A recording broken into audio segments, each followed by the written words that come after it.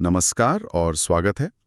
आज हमारे पास जो विषय है वो पहली नज़र में शायद थोड़ा कह सकते हैं सूखा और तकनीकी लगे। हाँ, बिल्कुल। शीर्षक है उमंग फेस ऑथेंटिकेशन के जरिए यूएएन जनरेशन। सुनने में तो किसी सरकारी सर्कुलर जैसा लगता है। बिल्कुल, ऐसा लगता है कि आज हम किसी सरकारी मैनुअल पर बात करने वाले हैं, लेकिन असल में इस एक लाइन के पीछे एक बहुत बड़ी कहानी छुपी है। ये कहानी है कि कैसे टेक्नोलॉजी उन लोगों की जिंदगी बदल रही है जिन्हें शायद इसकी सबसे ज्यादा जरूरत है। आज हम इन 3 शब्दों को यूएएन, उमंग और फेस ऑथेंटिकेशन इन्हें जोड़कर समझने की कोशिश करेंगे। बिल्कुल। और ये समझने के लिए कि ये बदलाव कितना बड़ा है, हमें थोड़ा पीछे जाना होगा। कहाँ तक? उस दौर में जब पीएफ ट्रांसफर शब्द सुनते ही नौकरी पेशा लोगों के माथे पर पसीना आ जाता था। अरे वो दौर तो मुझे अच्छी तरह याद है। मैंने अपनी पहली नौकरी बदली थी और मेरे पीएफ का पैसा उसे ट्रांसफर कराने में महीनों लग गए थे। हाँ, अनगिनत फॉर्म, पुरानी कंपनी के चक्कर, फिर नई कंपनी के चक्कर। ऐसा लगता था जैसे अपना ही पैसा मांगने के लिए भीख मांग रहे हूं। आपने बिल्कुल सही नब्ज पकड़ी है। यही करोड़ों लोगों की हकीकत थी। हर नई नौकरी के साथ एक नया पीएफ अकाउंट। हाँ बिल्कुल। किसी ने 4 नौकरियां बदली तो उसके 4 अलग-अलग पीएफ अकाउंट होते थे, जिनमें थोड़ा-थोड़ा पैसा फंसा होता था। और उन्हें एक साथ लाना तो जैसे महाभारत जीतना हो। बिल्कुल। इसी बिखराव और परेशानी को खत्म करने के लिए पहली बड़ी चीज आई यूएएन। यूएएन यानी यूनिवर्सल अकाउंट नंबर। नाम से तो लगता है सबके लिए एक नंबर। इसने बदला क्या? इसने सब कुछ बदल दिया। यूएएन एक 12 अंकों का परमानेंट नंबर है जो ईपीएफओ यानी कर्मचारी भविष्य निधि संगठन हर कर्मचारी को देता है। अच्छा। और इसकी सबसे बड़ी खासियत यह है कि ये आपकी नौकरी से नहीं बल्कि आपसे जुड़ा है। आप चाहे 10 कंपनियां बदल लें, आपका यूएएन वही रहेगा। मतलब ये एक तरह से कर्मचारी का परमानेंट पीएफ पता बन गया। बिल्कुल। सारे पुराने और नए पीएफ खाते इसी एक पते पर आकर जमा हो जाते हैं। इससे तो पारदर्शिता भी बहुत बढ़ गई होगी। जबरदस्त। अचानक से कर्मचारियों को अपने पैसे पर पूरा कंट्रोल मिल गया। वो ऑनलाइन देख सकते थे कि उनके किस खाते में कितना पैसा है, ब्याज कितना मिला। और ट्रांसफर भी ऑनलाइन ही हो जाता होगा। हाँ, सबसे बड़ी बात, वे नौकरी बदलने पर ऑनलाइन ही ट्रांसफर की अर्जी डाल सकते थे। इसने उस फॉर्म राज को काफी हद तक खत्म कर दिया। ठीक है, तो यूएएन ने बिखरे हुए खातों को एक छत दी, एक पहचान दी। लेकिन इस पहचान को इस्तेमाल करने के लिए कोई दरवाजा भी तो चाहिए, कोई एक जगह जहां जाकर ये सब कर सकें। शायद यहीं पर उमंग ऐप की भूमिका आती है। बिल्कुल सही कनेक्शन बनाया आपने। उमंग, जिसका पूरा नाम है unified mobile application for new age governments, वो सरकार का वही एक दरवाजा बनाने का प्रयास है। सोचिए, अगर आपको बिजली का बिल भरना है, पासपोर्ट के लिए अप्लाई करना है, गैस सिलेंडर बुक करना है और अपना पीएफ बैलेंस भी चेक करना है, तो कितनी वेबसाइट्स या ऐप्स याद रखने पड़ेंगे? बहुत सारे। हर काम के लिए एक अलग ऐप, एक अलग पासवर्ड, मतलब दिमाग का दही हो जाता है। उमंग इसी समस्या का समाधान है। ये एक सुपर ऐप है, एक डिजिटल मॉल जहां केंद्र और राज्य सरकारों की सैकड़ों सेवाएं एक ही जगह पर मौजूद हैं। एक ही जगह पर? हाँ, आपको अलग-अलग विभागों के चक्कर नहीं काटने, नहीं अलग-अलग ऐप्स डाउनलोड करने हैं। एक ऐप, एक लॉगिन और सारी सरकारी सेवाएं आपकी उंगलियों पर। सरकारी सेवाओं का डिजिटल मॉल, ये तुलना मुझे अच्छी लगी। तो यूएएन ने पहचान दी और उमंग ने उस पहचान को इस्तेमाल करने के लिए एक प्लेटफॉर्म दिया। अब आते हैं कहानी के तीसरे और सबसे दिलचस्प किरदार पर, फेस ऑथेंटिकेशन। हाँ, फेस ऑथेंटिकेशन। यहाँ आकर मामला थोड़ा भविष्य जैसा लगने लगता है ना? हाँ, ये वाकई भविष्य की तकनीक है जो अब वर्तमान बन चुकी है। हम सब अपने फोन को चेहरे से अनलॉक करने के आदी हो गए, ये वही तकनीक है। पर इसका इस्तेमाल अब सिर्फ सुविधा के लिए नहीं हो रहा। बिल्कुल, अब ये अधिकार और पहचान के लिए हो रहा है। लेकिन यहाँ मेरे मन में एक सवाल आता है। हमारे पास पहले से ही ओटीपी मतलब वन टाइम पासवर्ड का सिस्टम था जो काफी सुरक्षित माना जाता था, तो फिर चेहरे से पहचान की जरूरत ही क्यों पड़ी? ये बहुत जरूरी सवाल है। देखिए, ओटीपी वाकई एक अच्छा सुरक्षा कवच है, लेकिन उसकी 2 बड़ी सीमाएं हैं। अच्छा, क्या है वो? पहली, इसके लिए आपके रजिस्टर्ड मोबाइल नंबर पर नेटवर्क होना जरूरी है। अगर आप कहीं ऐसी जगह पर हैं जहां नेटवर्क कमजोर है या मान लीजिए फोन खो गया है, तो आप कोई भी जरूरी काम नहीं कर सकते। हाँ, ये तो है। और दूसरी और शायद ज्यादा बड़ी सीमा है डिजिटल लिटरेसी की।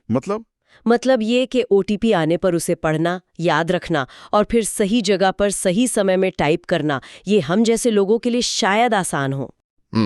लेकिन उस मजदूर के बारे में सोचिए, जो शायद पढ़ना लिखना नहीं जानता या जिसे अंग्रेजी के अंक टाइप करने में दिक्कत होती है। उसके लिए ये एक बहुत बड़ी बाधा है। और चेहरा इन दोनों बाधाओं को तोड़ देता है। बिल्कुल, क्योंकि चेहरा हमेशा आपके साथ है और उसे टाइप करने की जरूरत नहीं है। एग्जैक्टली। फेस ऑथेंटिकेशन एक बायोमेट्रिक तकनीक है। यह आपके चेहरे के अनूठे मापों जैसे आंखों के बीच की दूरी, नाक की चौड़ाई, इन सबको एक गणितीय कोड में बदल देती है। तो ये पासवर्ड से ज्यादा सुरक्षित है? कहीं ज्यादा, क्योंकि पासवर्ड तो चुराया जा सकता है या आप भूल सकते हैं, चेहरा नहीं। ये प्रक्रिया को इतना सहज बना देता है कि पता भी नहीं चलता कि बैकग्राउंड में कितनी जटिल तकनीक काम कर रही है। तो अब इन तीनों चीजों को एक साथ रखते हैं।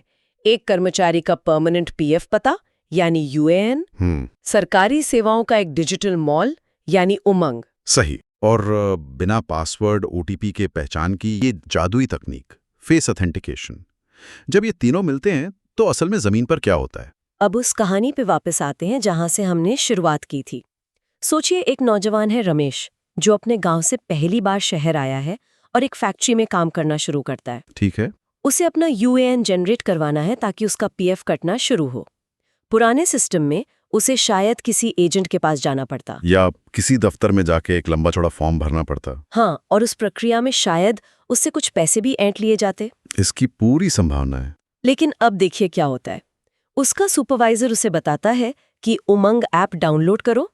रमेश ऐप खोलता है, जनरेट UAN पर क्लिक करता है, अपना आधार नंबर डालता है और फिर ऐप का कैमरा खुल जाता है। वो बस कैमरे की तरफ देखता है, एक पलक झपकाता है और स्क्रीन पर मैसेज आता है, आपका UAN सफलतापूर्वक जनरेट हो गया है। बस हो गया काम। बस हो गया काम। वाह, मतलब कोई पासवर्ड नहीं, कोई OTP का इंतजार नहीं, कोई फॉर्म नहीं। ये तो सच में किसी क्रांति जैसा लगता है, खासकर उन लोगों के लिए जो तकनीक से बहुत सहज नहीं है। यही इसका सबसे बड़ा प्रभाव है। ये सिर्फ एक तकनीकी अपग्रेड नहीं है, ये उस अदृश्य पेपरवर्क की दीवार को तोड़ रहा है जिसने दशकों से करोड़ों मजदूरों को औपचारिक वित्तीय प्रणाली से बाहर रखा था। इस नई व्यवस्था में आपका चेहरा ही आपका सबसे शक्तिशाली दस्तावेज बन रहा है। ये सब सुनने में तो बहुत अच्छा लगता है, क्रांतिकारी भी है। लेकिन एक वकील मेरे अंदर हमेशा सवाल पूछता है। पूछिए। जब हम कहते हैं कि आपका चेहरा ही आपका दस्तावेज है, तो क्या हम अपनी सबसे निजी जानकारी, अपनी बायोमेट्रिक पहचान एक ऐप को देकर बहुत ज्यादा भरोसा नहीं कर रहे हैं? इसकी सुरक्षा को लेकर क्या चिंताएं हो सकती हैं? ये केवल एक जायज सवाल ही नहीं, बल्कि इस पूरी चर्चा का सबसे महत्वपूर्ण पहलू है। जब भी हम इतनी शक्तिशाली तकनीक अपनाते हैं तो उसके जोखिमों पर बात करना जरूरी है। तो पहली चिंता क्या है? डेटा सुरक्षा? हाँ, पहली चिंता डेटा सुरक्षा की ही है। ये चेहरे का डेटा कहाँ स्टोर हो रहा है? क्या ये एन्क्रिप्टेड है? इसे कौन कौन एक्सेस कर सकता है? और सरकार का इस पर क्या कहना है? सरकार का दावा है कि यह आधार के डेटाबेस की तरह ही सुरक्षित है और ये सिर्फ प्रमाणीकरण यानी ऑथेंटिकेशन के लिए हाँ या ना का जवाब भेजने के लिए इस्तेमाल होता है। असल चेहरा कहीं स्टोर नहीं होता। अच्छा, और क्या ये सिस्टम हमेशा अचूक हो सकता है? मतलब मान लीजिए किसी का चेहरा चोट लगने से या उम्र के साथ बहुत बदल जाए, या फिर आजकल जो डीप फेक तकनीक आ गई है, क्या कोई उसका दुरुपयोग कर सकता है? बेहतरीन सवाल। देखिए, टेक्नोलॉजी कभी भी 100% अचूक नहीं होती, इसीलिए इन सिस्टम्स में लाइवलीनेस डिटेक्शन जैसी चीजें होती हैं। लाइवलीनेस डिटेक्शन वो क्या है? वो ये पक्का करती है कि कैमरे के सामने कोई जीवित व्यक्ति है, न कि कोई तस्वीर या वीडियो। वो जो पलक झपकाने को कहा जाता है, वो इसी प्रक्रिया का एक हिस्सा है। और डीप फेक का खतरा? डीप फेक एक उभरता हुआ खतरा है और सिस्टम्स को लगातार उससे एक कदम आगे रहने के लिए अपडेट करना होगा। ये एक लगातार चलने वाली दौड़ है। तो सुविधा और सुरक्षा के बीच एक संतुलन बनाना होगा हमेशा। और ये सिर्फ सरकार की जिम्मेदारी नहीं है, नागरिक के तौर पर हमें भी जागरूक रहना होगा। सही बात है। वैसे फेस ऑथेंटिकेशन की तकनीक तो कुछ समय से है, अब अचानक से सरकारी सेवाओं में इसका इस्तेमाल क्यों बढ़ गया?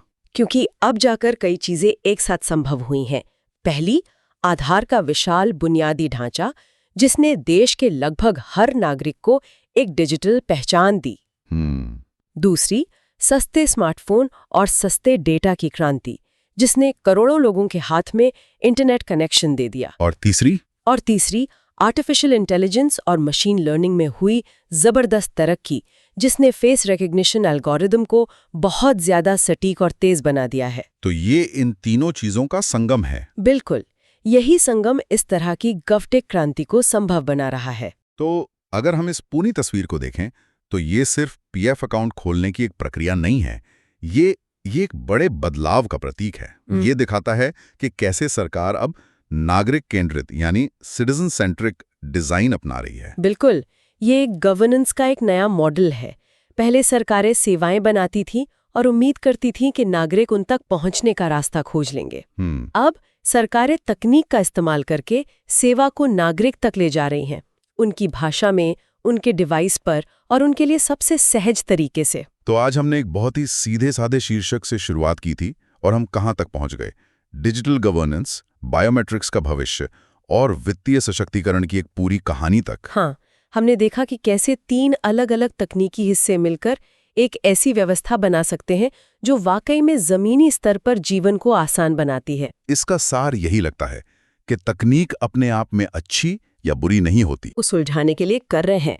जब तकनीक का इस्तेमाल उन बाधाओं को तोड़ने के लिए किया जाता है जो लोगों को उनके अधिकारों तक पहुंचने से रोकती हैं, तो ये सच में एक शक्तिशाली शक्ति बन जाती है। और जैसा कि हम हमेशा करते हैं, हम श्रोताओं के लिए एक विचार छोड़कर जाना चाहेंगे। इस पूरी चर्चा ने ये तो साफ कर दिया है कि भविष्य बायोमेट्रिक पहचान का। हाँ, और यहीं से हमारा आज का अंतिम सवाल भी निकलता है। वो क्या है? जब आपका चेहरा, आपकी उंगलियों के निशान या आपकी आवाज ही आपकी पहचान, आपके बैंक खाते की चाबी और सरकारी लाभों तक पहुंचने का जरिया बन जाए, तो व्यक्तिगत निजता यानी प्राइवेसी की परिभाषा क्या होगी? क्या हम एक ऐसे भविष्य की ओर बढ़ रहे हैं जहां सुविधा के लिए हम अपनी निजता की एक बड़ी कीमत चुकाने को तैयार होंगे? इस संतुलन पर सोचना बहुत दिलचस्प होगा।